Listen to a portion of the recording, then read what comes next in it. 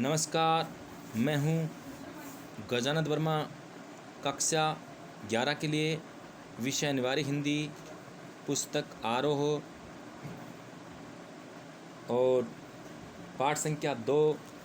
पाठ का नाम मियाँ नसरुद्दीन। गद्य भाग में लेखिका कृष्णा सोबती। और इस पाठ को 3 भागों में बांटा गया है। 2 पार्ट हो चुके हैं। आज हम इस पाठ का तीसरा पार्ट समझाते हैं और तीसरे पार्ट के साथ इस पाठ का समापन भी हो जाता है। देखिएगा कि यहाँ चर्चा चल रही थी नान भाइयों की कि आपने ये हुनर, ये तरीका मियाँ नसरुद्दीन से नकल नवीस पूछना चाहते थे, किस प्रकार से आपने ये तरीका सीखा। साथ में आपके यहाँ और भी कोई नान भाई है क्या जिसके द्वारा आपके साथ में अनेक प्रकार के रोटियां बनाते हैं। तो बीच में बात को जारी रखते हुए मियाँ नसरुद्दीन ने कहा, एक बार बादशाह सलावत ने कहा कि कोई ऐसी चीज़ बनाओ जो कभी खाई नहीं है, जो न तो पानी से तैयार हो और न आग में पके। तो उन्होंने पूछा, ऐसी चीज़ आपके बुजुर्गों ने बना के दी? तो उन्होंने कहा बना के दी, और बादशाह सलावत ने खाई भी और बहुत ज़्यादा उसकी सराहना भी की। अब इतना कहने के पश्चात जो दोनों नकल नवीस हैं वो उनसे पूछना चाहते हैं आखिर वह क्या चीज़ थी, आप हमें भी बताइए। लेकिन बहुत देर तक विवाद होता है, किंतु उन्होंने उस जो चीज़ बनी थी उसके बारे में नहीं बताया। अंत में कहा, अरे ये तो कहानी है, कथा है, हमने कह दी, सुन लिया, वैसे कह दिया। इस तरह से क्या है कि इनकी चर्चा आपस में इस पाठ के माध्यम से चलती है। मियाँ कुछ देर सोच में खोए रहे। सोचा पकवान पर रोशनी डालने को है कि नसरुद्दीन साहब बड़ी रुखाई से बोले, ये हम न बताऊंगी। अर्थात उनको खुद को पता नहीं था, इसलिए बात को साइड में करते हुए कहा कि इस बात को हम नहीं बताएंगे, बस आप इतना समझ लीजिए कि एक कहावत है, न कि ख़ानदानी नान भाई कुएं में भी रोटी पका सकता है। एक कहावत है, ख़ानदानी जो नान भाई है वो कुएं में भी रोटी पका सकता है, अर्थात कुएं के अंदर, पानी के अंदर भी रोटी पका सकता है। ये तो कहानी है, एक कथा है, आप ऐसा सुन लीजिए। वो तो भाई अखबार वाले हैं, वो जब तक तह तक नहीं जाते, जब तक मेन जड़ तक नहीं जाते, पीछा छोड़ने वाले थोड़ी हैं। वो पीछा छोड़ने वाला नहीं है। इसलिए उन्होंने पूछा कि क्या इस तरह का खाना बना? तो कहा, अरे भाई खाने बनाने वाले तो ऐसे भी होते हैं कि कुएं के अंदर भी रोटी पका लेते हैं। ऐसी कहावत है, ऐसी कहानी है। अच्छा, पका सकता है। कहावत जब भी गढ़ी गई हो, हमारे बुजुर्गों के कर्तव्य पर ही पूरी उतरती है। मज़ा लेने के लिए टोका। कहावत ये सच्ची भी है कि आपने जो कहावत कही है, आपने जो बात कही है, क्या सच्ची भी है क्या? मियाँ ने तरेरा, और क्या झूठी है? साइड में चेहरा फेर कर कहा, जो कहावत, जो कहानी आपको बताइए, क्या झूठी है? आप ही बताइए, रोटी पकाने में झूठ का क्या काम? बताओ, रोटी जब पकती है तो झूठ का क्या काम? रोटी तो सच्चाई से पकेगी जब भी माना जाएगा। झूठ से रोटी पकेगी? क्या पकती देखिए कभी? रोटी जनाब पकती है आँच से, समझे? झूठ से थोड़ी पकती है, रोटी तो आँच से पकती है। बात को घुमा फिरा करके बताया रहे, रोटी झूठ से नहीं पकती, रोटी तो आँच से पकती है। जब गरम आग लगेगी तब जाकर के रोटी पकती है। सिर हिलाना पड़ा, ठीक फरमाते हैं। इस बीच मियाँ ने किसी और को पुकार लिया। बीच में क्या है, को काम कर रहे थे, बीच में किसी और को पुकार लिया। मियाँ रहमत, इस वक्त किधर को? अरे वह लोंडिया न आई रुमाली लेने, शाम को मंगवा लीजिए। अर्थात कोई खाने वाने की रुमाल वगैरह में डाल करके देते थे, लेने नहीं आई। तो इनसे बात करते समय कोई उधर से कोई गुजरा, तो उनसे क्या है कि मियाँ नसरुद्दीन बातों में लग गए। मैं एक बात और आपको बताने की जहमत उठानी पड़ेगी। ये सारी बातें तो सही है, लेकिन आप हमें एक बात और बताइए। मियाँ ने एक और बीड़ी सुलगा ली थी। वो बीड़ी तो ख़त्म हो गई। अब इनकी बातें सुनते सुनते मियाँ नसरुद्दीन बोर भी हो गया, परेशान भी हो गया। वो इनके प्रश्नों का जवाब नहीं देना चाहता क्योंकि अपने काम में लगा हुआ था। अब उन्होंने एक बीड़ी और सुलगा ली। सो कुछ फुर्ती पा गए थे। पहले की अपेक्षा बीड़ी पीने के बाद थोड़ी फुर्ती आ गई। पूछिए। अरे बात ही तो पूछेगा, जान तो न लेंगे ले लेंगे, उसमें भी अब क्या देर, 70 के हो चुके, फिर जैसे अपने से ही कहते हो। अर्थात अरे आप बात ही तो पूछेंगे ना, क्या हमारी जान थोड़ी ले लेंगे, और हम इस समय 70 साल के हो गए हैं, अब किस चीज़ की कमी है। 70 के हो चुके हैं, फिर जैसे अपने से ही बात करते हैं। वालिद मरहूम तो कूच किए 80, पर क्या मालूम हमें इतनी मोहलत मिले न मिले। उन्होंने कहा कि हमारे पिताजी तो 80 साल जिए थे और हमें न जाने 80 साल की ज़िंदगी मिलेगी या नहीं मिलेगी। अर्थात हम पहले भी जा सकते हैं, मैं 70 का तो हो चुका हूँ, किंतु हमारे पिताजी 80 साल के होने के पश्चात इस संसार को छोड़ करके चले गए थे। अर्थात हमारे पिताजी 80 साल तक जिए थे और मैं 70 का हो गया हूँ, न जाने इतनी मोहलत, इतने समय में जिंदा रहूं या न रहूं। इस मजमून पर हमसे कुछ कहते न बन आया तो कहा अभी यही जानना था कि आपके बुजुर्गों ने शाही बावर्ची खाने में तो काम किया ही होगा। ये सारी बातें जानने के पश्चात उन्हें कहा कि आपके जो बुजुर्ग थे उन्हें बावर्ची खाने में, जहाँ पर खाना बनता था, वह बावर्ची खाने में आपके बुजुर्गों ने काम किया होगा। बादशाह के यहाँ, किसी बड़े प्रसिद्ध व्यक्ति के यहाँ काम तो किया होगा ना, क्योंकि आपकी दुकान प्रसिद्ध है, इर्द गिर्द सरनाम है, आप भी अच्छा काम करते हैं। आपके जो परिजन थे, प्रसिद्ध थे, उन्होंने भी कोई ऐसा अच्छा काम किया होगा, किसी बादशाह के यहाँ काम किया होगा। वो ये मिलाना चाहते थे, किस बादशाह के यहाँ कौन काम करता थे, मिलाना चाहते थे। और आप तो जानते ही हैं कि अखबार वाले बाल की खाल निकालते हैं, जब तक उनको अपनी बात, अपना ज्ञान, अपनी चीज़ें नहीं मिलती, तब तक वो उनके पीछे पड़े रहते हैं, जब तक उनको कोई काम की चीज़ नहीं। मियाँ ने बेरुखी से टोका, वह बात तो पहले हो चुकी न, हो तो चुकी साहेब, पर जानना था कि दिल्ली के किस बादशाह के यहाँ आपके बुजुर्ग काम किया करते थे। ये तो हमने जान लिया कि आपके यहाँ प्रसिद्ध रोटियां बनती थी, अनेक प्रकार का जो भोजन आपके यहाँ बनता था, 56 प्रकार की रोटियां बनती थी। लेकिन ये जानना था कि आपके पिताजी और आपके दादाजी प्रसिद्ध कलाकार थे, नानबाई थे, तो उन्होंने किसी प्रसिद्ध बादशाह के यहाँ काम तो किया होगा न। बस थोड़ा ये जान लेते किस बादशाह के यहाँ काम किया था, और ये जानने के पश्चात हम यहाँ से चले जाएंगे। वो जानना चाहते थे। अखबार वालों की तो आदत है, वो लिखेंगे तो ये भी लिखे ना कि उन्होंने किस बादशाह के यहाँ काम किया था, किस व्यक्ति ने किया था। ये तो अखबार में क्या लिखे, क्योंकि अखबार में अधूरी बातें नहीं लिखी जाती, अखबार में पूरी बातें लिखी जाती है। ऐसी स्थिति में वे पूरी जानकारी लेना चाहते थे। पूरी जानकारी लेने के पश्चात अखबार के अंदर बहुत बढ़ा चढ़ा करके आराम से लिख पाते। तो उन्होंने कहा हो तो चुकी साहिब, पर जानना चाहता था या जानना था कि दिल्ली के किस बादशाह के यहाँ आपके बुजुर्ग काम किया करते थे। अजीज साहिब क्यों बाल की खाल निकालने पर तुले हैं, कह दिया ने कि बादशाह के यहाँ काम करते थे, सो क्या काफ़ी नहीं। अरे हमने बता दिया कि बादशाह के यहाँ काम करते थे, ये काफ़ी नहीं है क्या? हमने बता दिया क्यों बाल की खाल निकालते हो, हमने बता दिया कि हमारे बुजुर्ग यहाँ बादशाह के काम किया करते थे। लेकिन जो नकल नवीस वहाँ बैठे थे वो ये जानना चाहते थे कि किस बादशाह के काम करना चाहते थे, इसलिए वो भी अड़े हुए थे कि उसका नाम बता दे, किस बादशाह के काम करना चाहते थे। उनको खुद को पता नहीं था किस बादशाह के काम करते थे, बादशाह के काम करते थे कि नहीं करते थे, ये भी इनको पता नहीं था। बस ये हो सकता है घर पे काम करते थे, दूर दराज रोटी चली गई हो, तब भी ये कहना चाहते थे भाई बता दिया ना बादशाह के काम करते थे, लेकिन कौन से बादशाह। ये हम खिसकियानी हंसी हंसे, है तो काफ़ी, पर ज़रा नाम लेते तो उसे वक्त से मिला लेते।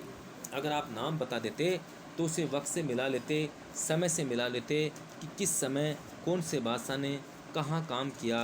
अर्थात अगर आप बता देते तो हम इस वक्त से मिला लेते कि कहाँ काम किया है, कितने दिन तक काम किया है, किसने किया है, मिला लेते। वक्त से मिला लेते खूब, पर किसे मिलाते जनाब आप वक्त से? मियाँ हंसे जैसे हमारी खिल्ली उड़ाते हो। अरे आप किससे मिलाते? वक्त से, समय से आप उसको मिलाते। इतना कहते हुए मियाँ नसरुद्दीन हंसने लगे। जब बात वक्त की आई कि इसको हम वक्त से मिला लेते, अर्थात आपके पिताजी या आपके दादाजी वो पहले भोजन बना के काम करते थे, वो एक प्रसिद्ध नान बाई थे, तो किस बादशाह के यहाँ काम करते थे? तो मियाँ नसरुद्दीन ने कहा, अरे भाई बादशाह के यहाँ काम करते थे, ये काफ़ी नहीं है क्या? तो उन्होंने कहा, अगर आप बादशाह का नाम बता देते तो वक्त से मिला लेते, समय से मिला लेते कि कौन से बादशाह के यहाँ कौन से सन के अंदर नान बाई का काम कौन करते थे। इसीलिए अखबार वाले तो पूरी जानकारी लेना चाहते थे, लेकिन यहाँ नसरुद्दीन को उसकी पूरी जानकारी नहीं थी, क्योंकि ये स्वयं भी पढ़े लिखे नहीं थे। इनको ये पता नहीं था कि किसके यहाँ काम करते थे, कौन से बादशाह के काम करते थे। इसलिए कह दिया, अरे भाई हमने बता दिया न बादशाह के यहाँ। लेकिन इनकी बातों से वो संतुष्ट नहीं हुए। वक्त से वक्त को किसी ने मिलाया है आज तक? खैर पूछिए, किसका नाम जानना चाहते हैं? दिल्ली के बादशाह का ही ना, उनका नाम कौन नहीं जानता, जहाँ पना बादशाह सलामत है न। फिर उन्हें नाम नहीं बताया। अरे दिल्ली के बादशाह ने, वो बादशाह सलामत का नाम कौन नहीं जानता, जहाँ पना का नाम कौन नहीं जानता। क्या कहा उन्होंने? दिल्ली के बादशाह का है ना, उनका नाम कौन नहीं जानता, जहाँ पना बादशाह सलामत ही ने। अर्थात जहाँ पना बादशाह सलामत के नाम तो आप ले रहे ने, उनका नाम कौन नहीं जानता। तो मैं बता रहा हूँ न कि यहाँ बादशाह सलामत के यहाँ काम करते थे। कौन से बहादुर शाह जफर की कि कौन से बहादुर शाह जफर? मियाँ ने खींचकर कहा। फिर उलट पलट की वही बात लिख लीजिए, बस यही नाम। आपको कौन बादशाह के नाम चिट्ठी रुकवा भेजता है कि डाक खाने वालों के लिए सही नाम पते की ज़रूरी है? आपको कौन कहता है कि डाकघर के द्वारा भेजा जाएगा? आप तो क्या है कि बादशाह का नाम लिख लीजिए और इससे आपका काम चल जाएगा। कौन आपसे पूछता है कि कौन से बादशाह के यहाँ काम किया करते थे? हमें बिटर बिटर अपनी तरफ देखते पाया तो सिर हिला अपने कारीगर से, बोले, अरे ओ बप्पन मियाँ, भट्टी सुलगा दो तो काम से निपटे। हमारी बिटर बिटर से निपटने के लिए, हमारी इधर उधर की बातों से निपटने के लिए जो काम करने वाले बप्पन मियाँ को आवाज़ दी, अरे बप्पन मियाँ, अगर भट्टी सुलग गई है, भट्टी तैयार हो गई है, तो हम हमारे काम को निपटा दें। अर्थात हम भी रोटियां सेकने का काम चालू करें। अनेक प्रकार की रोटियां नान बाई के द्वारा जो बनाई जा गई रोटियां हैं वो बनाने का काम करें। अपने किसी सहयोगी जो काम करने वाले व्यक्ति से उन्होंने कहा, अरे बप्पन मियाँ, अगर भट्टी सुलग गई है तो हम भी क्या अपने काम से निपटे, अर्थात हम भी इस काम को पूरा करने के लिए तैयार हो जाएं। हाँ, ये बप्पन मियाँ कौन है साहिब? अब उन्होंने फिर पूछ लिया, बप्पन मियाँ कौन है? मैंने रुखाई से जैसे फाँक ही काट दियो। मैंने रुखाई से कहा, अपने कारीगर। और कौन होंगे? अर्थात यह काम करने वाला कारीगर है, पूरे काम को संभालता है। मन में आप पूछ लें, आपके बेटे बेटियां हैं। उनके दिमाग में तो आया कि आपके कितने बेटे हैं, कितनी बेटियां हैं, और वो क्या क्या करते हैं, ये पूछना चाहते हैं। लेकिन उनको फिर महसूस हुआ कि पहले से ही इनके अंदर अनेक प्रकार की बातें, इनका जवाब देना नहीं चाहता, कहीं गुस्से में हो गया तो बुरा लगेगा। वो पूछना चाहते थे कि आपके बेटे बेटियां क्या करते हैं, आपके कितने बेटे हैं, कितनी बेटियां हैं, वो ये पूछना चाहते थे। लेकिन उनकी हिम्मत नहीं बन रही थी कि इस प्रकार की बातें भी इनसे करें या नहीं करें। हाँ, मन में आया पूछ लें, आपके बेटे बेटियां हैं, पर मियाँ नसरुद्दीन के चेहरे पर किसी दबे हुए अंदर के आसार दिखे। मजमून न छेड़ने का फ़ैसला किया, ये विचार छेड़ने का फ़ैसला किया कि हम इनसे और ज़्यादा बातें नहीं करेंगे, हो सकता है हमारी बातों से इनको बुरा लगे। इतना ही कहा, ये कारीगर लोग आपकी शागिर्दी करते हैं। ये कारीगर जो लोग हैं, ये आप जो कारीगर रखते हैं, ये आपकी कलाकारी को पहचानते हैं, ये आपका सम्मान करते हैं, ये आपका कहना मानते हैं। खाली शागिर्दी नहीं साहिब, जिनके मजूरी देता हूँ, 2 रुपये मन आटे की मजूरी, 4 रुपये मन मैदे की मजूरी। हाँ, अरे मेरी शागिर्दी, मेरा सम्मान करने की क्या आवश्यकता है। ये जो कारीगर लोग हैं, ये जितना जो काम करते हैं, जितनी व्यवस्था करते हैं, जितनी मेहनत करते हैं, उसके अनुसार इनको मैं पैसा देता हूँ। तो देखिए उन्होंने नाम बताया, खाली शागिर्दी ही नहीं साहिब, जिनके मजूरी देता हूँ 2 रुपये मन आटे की, अर्थात 40 किलो आटा अगर तैयार कर लेते हैं तो उसके 2 रुपये। 4 रुपये मन मैदे की मजूरी देता हूँ, मैदे का अगर काम करते हैं, मैदा की रोटियां बनाते हैं तो 4 रुपये। ज़्यादातर भट्टी पर कौन सी रोटियां पका करती है। उन्होंने पूछा रहा आपकी इस भट्टी में ज़्यादा से ज़्यादा कौन सी रोटियां पका करती है। मेरे को अब तक इस मजमून में कोई दिलचस्पी बाकी न रही थी। अब जो हम प्रश्न कर रहे थे, इन प्रश्नों के अंदर उनको अब दिलचस्पी नहीं थी, अर्थात वो हमारे प्रश्नों का जवाब नहीं देना चाहते थे, वो हमारे प्रश्नों से परेशान हो गए थे। ऐसी स्थिति में वो मजबूर भी हो गए, परेशान भी हो गए, बोर हो गए, इसलिए हमारे प्रश्नों में अब उनको कोई दिलचस्पी नहीं थी। हाँ, दिलचस्पी तब होती कि वहाँ से हम रोटियाँ लेते और कुछ काम करते तो होता। हम तो जानकारी लेना चाहते थे, जानकारी को लिखना चाहते थे, और कुछ प्रश्न ऐसे भी कर दिए, उन प्रश्नों की जानकारी उनको स्वयं को न थी, इसलिए उनको इधर उधर देखना भी पड़ा, परेशान भी होना पड़ा, इसीलिए वो इन प्रश्नों का जवाब नहीं देना चाहते थे। फिर भी हमसे छुटकारा पाने को बोले, बाकर खानी, सीर माल, ताकतान, बेसनी, खमीरी, रुमाली, गाँव, दिद्दा, गजेबान, तुनकी। फिर तेवर चढ़ा, हमें घूर कर कहा, तुनकी पापड़ से ज़्यादा महीन होती है, महीन। हाँ, किसी दिन खाइएगा आपको। एकाएक मियाँ की आंखों के आगे कुछ कौंध गया, एक लंबी सांस भरी और किसी गुमशुदाई की याद को ताज़ा करने को कहा, उतर गए वे जमाने। अर्थात हम भी आपकी तरह बड़े सालीन थे, उतर गए वे ज़माने और गए वे कदरदान जो पकाने खाने की कदर करना जानते थे। ये कहना चाहते थे कि भाई पहले इतने कदरदान थे, भोजन के प्रति कितने समर्पित थे, हम खाना बनाते थे, कितने लोग हमें याद करते थे। न तो पहले की तरह के लोग आज खाना खाते हैं, न उनकी कदर करते हैं, न पहचानते हैं। तो क्या कहा, अरे वो पहले वाले ज़माने लद गए, जो कदर किया करते थे, जो सम्मान किया करते थे, जिनको खाने की पूरी जानकारी थी, और वो जिन चीज़ों की डिमांड करते थे, मांग करते थे, धीरे धीरे ज़माना चला गया। पहले की अपेक्षा ज़माना धीरे धीरे बदल गया है, इसीलिए क्या है कि पहले की तरह अब ज़माना नहीं रहे। और गए वे कदरदान जो पकाने खाने की कदर करना जानते थे, मियाँ अब क्या रखा है, निकाली तंदूर से निकली और हजम। पहले क्या है कि रोटियां बनती थी, दूर जाती थी, लोग उनका सम्मान करते थे, और ये प्रसिद्ध रोटियां थी, खाने का कुछ आनंद था। आज तंदूर से रोटी निकली, खाया और हजम हो गई, अर्थात इसके बारे में जानकारी नहीं होती। पहले की अपेक्षा धीरे धीरे लोगों में अनेक तरह के विचार आ रहे हैं। पहले लोग जो काम करने वाले जो लोग होते थे, जो किसी काम को करने में हस्तगत होते थे, ज्ञानवान होते थे, लोग उनका सम्मान करते थे, लेकिन आज धीरे धीरे उनका सम्मान धूमिल होता चला गया। इस पाठ के अंदर बताया गया किस प्रकार से नकल नवीस मियाँ नसरुद्दीन से अनेक प्रकार के प्रश्न करते हैं। वो सारे प्रश्नों का जवाब देते हैं, लेकिन जवाब देते देते देते वो बहुत ज़्यादा बोर हो जाता है, बहुत ज़्यादा परेशान हो जाता है। इनके प्रश्नों का जवाब वो अंत में देना नहीं चाहता।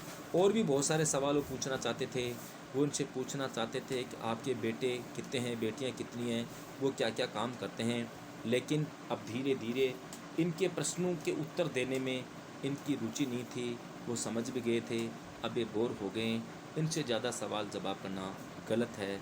अब हमें जितना जो कुछ ज्ञान मिला है, जो कुछ इनसे तरीका मिला है, जो कुछ इनके काम करने का तरीका हमें मिला है, जो कुछ मिला है उसी को अखबार में छाप देंगे, ज़्यादा पूछना बेकार है। इस तरह से वो चर्चा करते हैं, और चर्चा करते करते वो वहाँ से प्रस्थान करते, उनको इसके बाद में और कुछ नहीं पूछा और वहाँ से वो प्रस्थान कर जाते हैं। इस प्रकार से आज का ये पाठ संपन्न होता है, पूरा पाठ होता है। तीसरा पाठ पूरा हुआ, पाठ संख्या 2। धन्यवाद। Okay, bye.